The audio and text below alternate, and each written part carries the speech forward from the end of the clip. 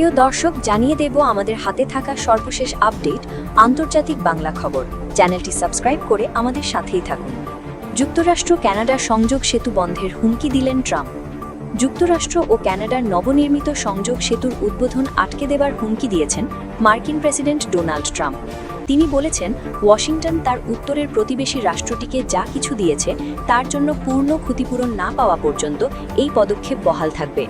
সংবাদ মাধ্যমের প্রতিবেদনে বলা হয়, সোমবার সামাজিক যোগাযোগ মাধ্যমে দেওয়া এক পোস্টে ট্রাম্প বলেন, ক্যানাডার অন্টারিও প্রদেশ এবং যুক্তরাষ্ট্রের মিশিগান অঙ্গরাজ্যের সংযোগকারী গর্ডি হাউ আন্তর্জাতিক সেতুটি ততক্ষণ পর্যন্ত খুলবে না যতক্ষণ না অটোয়া যুক্তরাষ্ট্রের সঙ্গে সেই ন্যায্য ও সম্মানজনক আচরণ করছে যার দাবিদার আমরা। প্রকল্পের ওয়েবসাইট অনুযায়ী সেতুটির নির্মাণ ব্যয় সম্পূর্ণ বহন করছে কানাডা সরকার, তবে এটি কানাডা ও মিশিগান উভয় পক্ষের সরকারি মালিকানাধীন হবে। ট্রাম্প ঠিক কিভাবে এই উদ্বোধন আটকে দেবেন তা স্পষ্ট নয়, তবে তিনি জানান এ বিষয়ে অবিলম্বে আলোচনা শুরু হবে, তবে তিনি এ নিয়ে বিস্তারিত কিছু বলেননি। ডেট্রয়েট নদীর ওপর নির্মিত এই সেতুটি 2026 সালের শেষের দিকে আনুষ্ঠানিক পরীক্ষা ও অনুমোদনের পর যান চলাচলের জন্য খুলে দেওয়ার কথা রয়েছে। 2018 সালে এর নির্মাণ কাজ শুরু হলেও দীর্ঘদিন ধরে এই প্রকল্পটি দুই দেশের মধ্যে বিতর্কের বিষয় হয়ে রয়েছে। ক্যানাডিয়ান সংবাদ মাধ্যম সিবিসি নিউজের তথ্যমতে এই প্রকল্পে আনুমানিক 6,400 কোটি কানাডিয়ান ডলার খরচ হয়েছে। সোমবার ট্রাম্প তার ট্রুথ সোশ্যাল প্ল্যাটফর্মে দেওয়া বিবৃতিতে বলেন, এই সম্পদের অন্তত অর্ধেক মালিকানা যুক্তরাষ্ট্রের থাকা উচিত। তিনি অভিযোগ করেন, বর্তমানে কানাডা সেতুর উভয় পাশ নিয়ন্ত্রণ করছে। ট্রাম্প লিখেছেন, কানাডা সরকার আশা করে যে আমি যুক্তরাষ্ট্রের প্রেসিডেন্ট হিসেবে তাদের কেবল আমেরিকার সুবিধা নেওয়ার অনুমতি দেব। আমি এই সেতুটি খুলতে দেব না যতক্ষণ না যুক্তরাষ্ট্রকে সবকিছুর জন্য পূর্ণ ক্ষতিপূরণ দেওয়া হচ্ছে। ট্রাম্প সোমবার দুই দেশের সাম্প্রতিক বাণিজ্য বিরোধের কথা উল্লেখ করে বলেন, কানাডা আমাদের দুগ্ধজাত পণ্যের ওপর যে বহু বছর ধরে শুল্ক আরোপ করে রেখেছে তা একেবারেই অগ্রহণযোগ্য। মার্কিন প্রেসিডেন্ট চীনের সঙ্গে গত মাসে কানাডার স্বাক্ষরিত একটি বাণিজ্য চুক্তির তীব্র সমালোচনা করে বলেন, বেইজিংয়ের সঙ্গে বাণিজ্য চুক্তি কানাডার জন্য চরম বিপদ ডেকে আনবে। তিনি বিদ্রূপ করে বলেন, চীন কানাডায় প্রভাব খাটিয়ে তাদের সবচেয়ে জনপ্রিয় খেলা আইস হকি বন্ধ করে দেবে এবং বিখ্যাত স্ট্যানলি কাপ টুর্নামেন্ট চিরতরে মুছে ফেলবে। গর্ডি হাউ আন্তর্জাতিক সেতুর পার্শ্ববর্তী অ্যাম্বাসেডর সেতুর মালিক মার্কিন মরুন পরিবার ট্রাম্পের প্রথম মেয়াদে এই নতুন সেতু নির্মাণ বন্ধ করার আবেদন করেছিল। তাদের যুক্তি ছিল, এটি তাদের টোল আদায়ের একচেটিয়া অধিকারকে বাধা সৃষ্টি করছে। তবে সে সময় ট্রাম্প এবং কানাডার তৎকালীন প্রধানমন্ত্রী জাস্টিন ট্রুডো এক যৌথ বিবৃতিতে বলেছিলেন, এই সেতুটি দুই দেশের মধ্যে একটি অপরিহার্য অর্থনৈতিক যোগসূত্র। বিবিসি জানায়, ট্রাম্পের বর্তমান হুমকির বিষয়ে কানাডার সেতু কর্তৃপক্ষ, অন্টারিওর প্রিমিয়ারের কার্যালয় বা ডেট্রয়েটের মেয়রের কার্যালয় থেকে তাৎক্ষণিক কোনো মন্তব্য পাওয়া যায়নি। এবার জানিয়ে দেব, মহাকাশ যুদ্ধের নতুন মোড়, যুক্তরাষ্ট্রের মাথা ঘুরিয়ে দিল চীন। মহাকাশ যুদ্ধের ময়দানে নিজেদের অবস্থান আরও সুসংহত করতে এবং মার্কিন আধিপত্যকে চ্যালেঞ্জ জানাতে চীন এবার নিয়ে এসেছে স্টারলিংক কিলার খ্যাত এক বিধ্বংসী মাইক্রোওয়েভ অস্ত্র। সম্প্রতি দেশটির গবেষকরা TPG-1000CS নামক একটি অত্যাধুনিক হাই পাওয়ার মাইক্রোওয়েভ বা HPM সিস্টেমের সফল উদ্ভাবন করেছেন। এই প্রযুক্তিটি মূলত মহাকাশে থাকা নিম্ন কক্ষপথের বা লো আর্থ অরবিটের কৃত্রিম উপগ্রহ, বিশেষ করে ইলন মাস্কের স্পেস এক্স পরিচালিত স্টারলিংক স্যাটেলাইট কনস্টেলেশনকে লক্ষ্যবস্তু করার জন্য তৈরি করা হয়েছে। চীনের দাবি অনুযায়ী এটি বিশ্বের প্রথম কম্প্যাক্ট ড্রাইভার সমৃদ্ধ অস্ত্র। এটি দীর্ঘ সময় ধরে উচ্চ মাত্রার শক্তি নির্গত করতে সক্ষম। সাউথ চায়না মর্নিং পোস্টের এক প্রতিবেদনে জানানো হয়েছে, উত্তর পশ্চিম পারমাণবিক প্রযুক্তি ইনস্টিটিউটের বিজ্ঞানীরা এমন একটি ছোট ড্রাইভার তৈরি করেছেন যা টানা 60 সেকেন্ড ধরে 20 গিগাওয়াট পর্যন্ত শক্তি উৎপাদন করতে পারে। 5 টন ওজন এবং 4 মিটার দীর্ঘ এই যন্ত্রটি সহজেই ট্রাক, জাহাজ বা বিমানে বহন করা সম্ভব।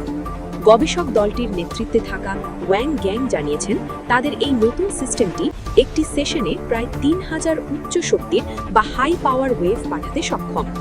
ইতিমধ্যে 2 লাখ বারের বেশি পরীক্ষা চালিয়ে এর স্থিতিশীলতা নিশ্চিত করা হয়েছে। এটা আগের যে কোনো মডেলের তুলনায় অনেক বেশি উন্নত। প্রযুক্তিগত দিক থেকে এই মাইক্রোওয়েভ অস্ত্রটি প্রথাগত ক্ষেপণাস্ত্রের মতো কোনো কিছু ধ্বংস না করে বরং শক্তিশালী রেডিও ফ্রিকোয়েন্সি এনার্জি ব্যবহার করে লক্ষ্যবস্তুর ইলেকট্রনিক সিস্টেমকে অকেজো করে দেয়। এটি স্যাটেলাইটের অ্যান্টেনা, কেবল বা ক্ষুদ্র ছিদ্র দিয়ে ভেতরে প্রবেশ করে উচ্চ ভোল্টেজ তৈরি করে, ফলে ইলেকট্রনিক সার্কিট এবং চিপগুলোকে পুড়ে যায়। এতে ওই স্যাটেলাইটটি স্থায়ীভাবে বিকল হয়ে যায়। বিশেষজ্ঞরা মনে করেন 1 গিগাওয়াটের বেশি ক্ষমতা সম্পন্ন তরঙ্গ নিম্ন কক্ষপথের স্যাটেলাইটগুলোর জন্য মারাত্মক হুমকি হতে পারে। বিশেষ করে স্টারলিংক স্যাটেলাইটগুলো বর্তমানে আগের চেয়েও নিচে অবস্থান করায় এগুলো এই অস্ত্রের সহজ শিকারে পরিণত হওয়ার ঝুঁকিতে রয়েছে। সামরিক কৌশলবিদদের মতে তাইওয়ানকে কেন্দ্র করে কোনো সংঘাত সৃষ্টি হলে চীন এই HPM সিস্টেমকে প্রথম সারির অস্ত্র হিসেবে ব্যবহার করতে পারে। এক্ষেত্রে সরাসরি রক্তক্ষয়ী যুদ্ধে নামার আগে শত্রুপক্ষের কমান্ড সেন্টার, রাডার স্টেশন, প্রতিরক্ষা ব্যবস্থা এবং যোগাযোগ নেটওয়ার্ক অকেজো করে দেওয়া হবে চীনের প্রধান লক্ষ্য। এই পদ্ধতিতে শত্রুর স্নায়ু ও বুদ্ধিবৃত্তিক কাঠামো ভেঙে দিয়ে তাদের প্রতিরোধ ক্ষমতা পুরোপুরি নিস্তেজ করে ফেলা সম্ভব। জেমসটাউন ফাউন্ডেশনের বিশ্লেষকরা মনে করছেন এই নন কাইনেটিক বা প্রথাগত নয় হামলা তাইওয়ানের কমান্ড অ্যান্ড কন্ট্রোল ব্যবস্থাকে তাসের ঘরের মতো ধসিয়ে দিতে পারে। চীনের এই নতুন সমর কৌশলে মূলত সিস্টেম ভার্সেস সিস্টেম যুদ্ধের ওপর জোর দেওয়া হয়েছে। তারা মনে করে আধুনিক যুদ্ধ এখন আর কেবল যন্ত্রে যন্ত্রী লড়াইয়ের মধ্যে সীমাবদ্ধ নয়, বরং এটি এখন পুরো নেটওয়ার্ক ব্যবস্থার সংঘাত। তাদের সিস্টেম ডিস্ট্রাকশন ওয়ারফেয়ার ধারণাটি শত্রুর গুরুত্বপূর্ণ তথ্য সরবরাহকারী নোডগুলোকে লক্ষ্য করে পরিচালিত হয়। এর মাধ্যমে শত্রুপক্ষকে শারীরিকভাবে পরাজিত করার চেয়ে তাদের লড়াই করার মানসিক ক্ষমতা এবং সিদ্ধান্ত নেওয়ার প্রক্রিয়াকে পঙ্গু করে দেওয়াকে বেশি প্রাধান্য দেওয়া হচ্ছে। HPM প্রযুক্তি এই পরিকল্পনার একটি অবিচ্ছেদ্য অংশ হিসেবে কাজ করবে। US আর্মি ট্রেডকের সাম্প্রতিক একটি রিপোর্টে বলা হয়েছে চীন বর্তমানে মাল্টি ডোমেইন প্রিসিশন ওয়ারফেয়ার কৌশলে অগ্রসর হচ্ছে। এটি মূলত স্থল, আকাশ, সমুদ্র এবং মহাকাশের পাশাপাশি সাইবার এবং ইলেকট্রোম্যাগনেটিক স্পেকট্রামকে একীভূত করে হামলা চালানোর একটি পদ্ধতি। চীনের TPG-1000CS সিস্টেমটি সাইবার হামলার সাথে সমন্বয় করে কাজ করবে, যাতে শত্রুপক্ষের ডিজিটাল অবকাঠামো এবং শারীরিক নেটওয়ার্ক একই সাথে ক্ষতিগ্রস্ত হয়। এই সুনির্দিষ্ট লক্ষ্যভেদী হামলার ফলে শত্রুপক্ষ বুঝতে পারার আগেই তাদের সমস্ত গোয়েন্দা ও নজরদারি ব্যবস্থা অন্ধ হয়ে যাবে। তবে চীনের এই ক্রমবর্ধমান হুমকির মুখে যুক্তরাষ্ট্র এবং তার মিত্ররাও হাত গুটিয়ে বসে নেই। মার্কিন প্রতিরক্ষা বিশেষজ্ঞরা কোয়ান্টাম সেন্সিংয়ের মতো বিকল্প প্রযুক্তির ওপর জোর দিচ্ছেন। এই ধরনের ইলেকট্রনিক হামলা মোকাবেলা করতে পারে। কোয়ান্টাম সেন্সিং GPS বা বাহ্যিক রেডিও সিগন্যালের ওপর নির্ভরতা কমিয়ে দেয় বলে মাইক্রোওয়েভ জ্যামিং বা HPM আক্রমণ এই ব্যবস্থার ওপর খুব একটা প্রভাব ফেলতে পারে না। ওয়াশিংটন মনে করছে যে কেবল হার্ডওয়্যার ধ্বংস নয়, বরং তথ্যের নিরাপত্তা এবং সিগন্যাল সুরক্ষা নিশ্চিত করার মাধ্যমেই বেইজিংয়ের এই মহাকাশ সমরাস্ত্রের চ্যালেঞ্জ মোকাবেলা করা সম্ভব হবে। এদিকে প্রশান্ত মহাসাগরে হামলা চালালো যুক্তরাষ্ট্র। পূর্ব প্রশান্ত মহাসাগরে একটি নৌযানে হামলা চালিয়ে দুজনকে হত্যা করেছে যুক্তরাষ্ট্রের সামরিক বাহিনী। হামলার ঘটনায় নৌযানে থাকা আরও একজন ব্যক্তি জীবিত থাকায় তাকে উদ্ধারের উদ্যোগ নেওয়া হয়েছে। এ লক্ষ্যে যুক্তরাষ্ট্রের কোস্ট গার্ডকে প্রয়োজনীয় নির্দেশনা দেওয়া হয়েছে। মঙ্গলবার প্রকাশিত এক প্রতিবেদনে এ তথ্য জানিয়েছে আন্তর্জাতিক সংবাদ মাধ্যম আল জাজিরা। ল্যাটিন আমেরিকা ও ক্যারিবীয় অঞ্চলে যুক্তরাষ্ট্রের সামরিক কার্যক্রম তদারককারী US সাউদার্ন কমান্ড বা সাউথকম জানায়, সোমবার একটি নৌযানের ওপর লিথাল কাইনেটিক স্ট্রাইক পরিচালনা করা হয়।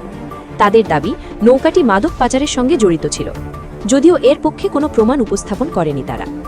এক বিবৃতিতে বলা হয়, দুজন মাদক সন্ত্রাসী নিহত হয়েছে এবং একজন বেঁচে গেছে হামলা থেকে।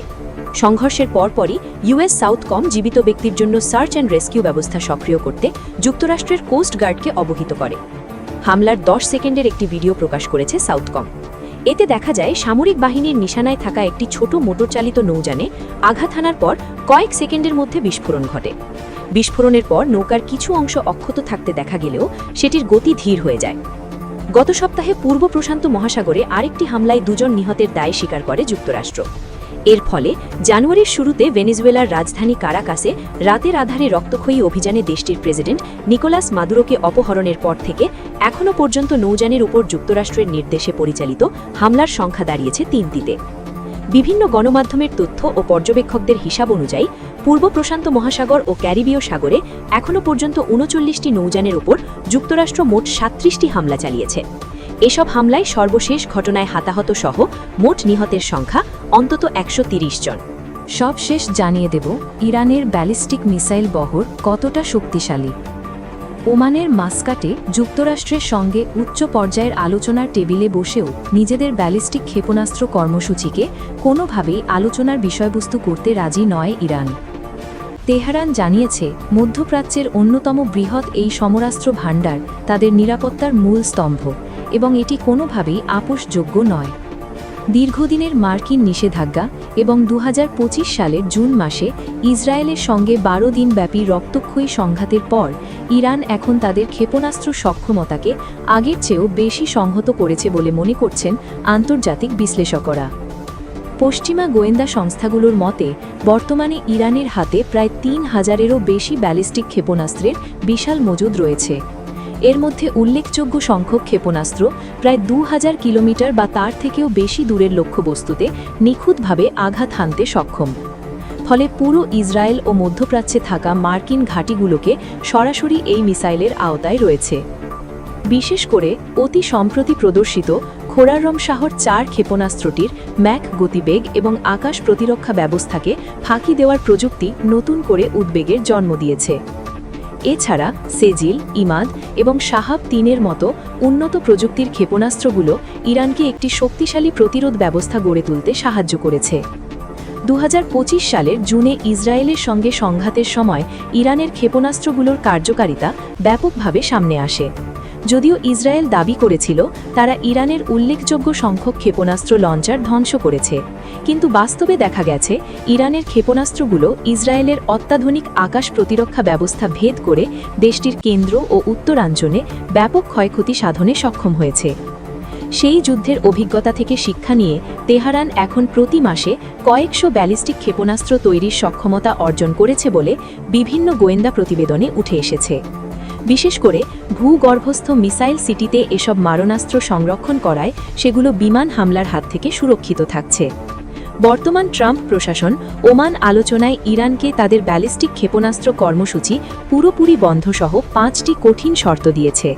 তবে সামরিক পর্যবেক্ষকদের মতে এই ক্ষেপণাস্ত্রগুলোই ইরানের একমাত্র কার্যকরী রক্ষাকবচ, যা দেশটিকে সরাসরি বিদেশি আক্রমণ থেকে রক্ষা করছে। ফলে তেহরান এই সক্ষমতা ত্যাগ করলে তা তাদের জাতীয় নিরাপত্তার জন্য চরম ঝুঁকি হয়ে দাঁড়াবে। ইরানের কর্মকর্তারাও বারবার হুঁশিয়ারি দিচ্ছেন, ক্ষেপণাস্ত্র সক্ষমতা নিয়ে চাপ দেওয়া হলে আলোচনা ভেস্তে যেতে পারে। এতে মধ্যপ্রাচ্যে নতুন করে বড় ধরনের অস্থিতিশীলতা তৈরি হওয়ার আশঙ্কা রয়েছে।